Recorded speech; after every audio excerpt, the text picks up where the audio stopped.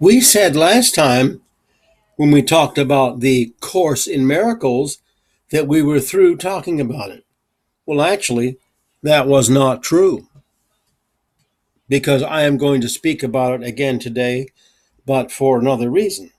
I mentioned to you before Kenneth Wapnick, who was a teacher of the Course and partly responsible for having it published, but he has spent his life on making the Course understandable because of the difficulty in its language and its ideas.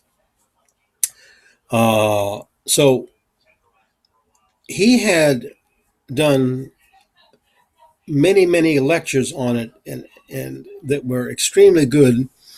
And so he was so often asked about it that he decided to have these lectures actually that were taped actually turned into prose.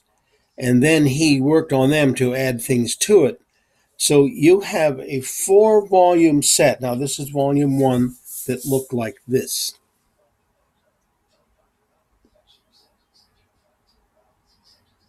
So you see that's Kenneth Wapnick, PhD, Journey Through the Text of A Course in Miracles, chapters 1 through 8, volume 1 of a 4-volume set.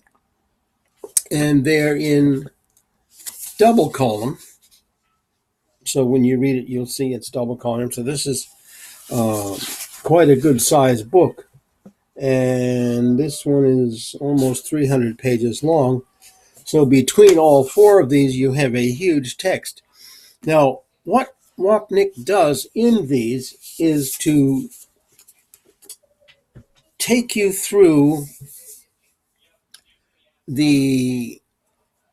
all parts of the Course in Miracles, but especially the text, but he refers to all of the others, in such a way that you see how difficult it is, because I said to you before, it is very difficult to deal with.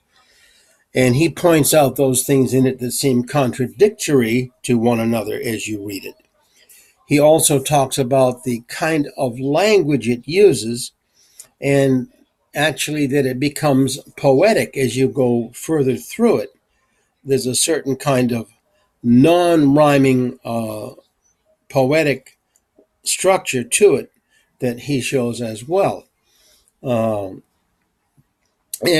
what he does in this, rather than do it by chapter and chapter, he does it by subject. So this way you get how this subject is used all the way through the entire course, which shows you how to deal with it. And at the end of each volume, he does have the references that he uses, and he shows them here where they are and what they are so you can find them. So I will read you. Oh, no, before I do that, I'll say something else before I read the back. And I just began these yesterday because I just got them yesterday. But one thing that's interesting now, of course, to me, I'm interested in the Course of Miracles, obviously.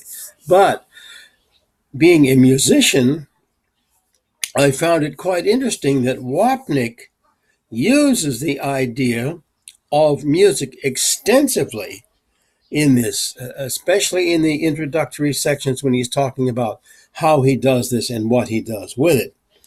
And of all things, he takes my favorite composer, which is Richard Wagner, as most of you know, and he talks about this idea of the leitmotif, or the motive that goes through the whole thing to represent certain ideas, certain persons, certain moods, and so forth.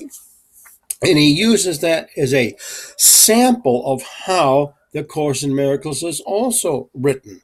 It's not written in order, like it's like leitmotifs that appear here and there depending on what the subject is, what the mood is, who or what it's talking about, and so on.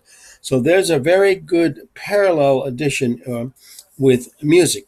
And he uses music often, and he refers to Beethoven quite often as well, and Hector Berlioz for that matter, that French composer. So when you are using this, It is what you might call a problem solver for those who deal with the Course in Miracles.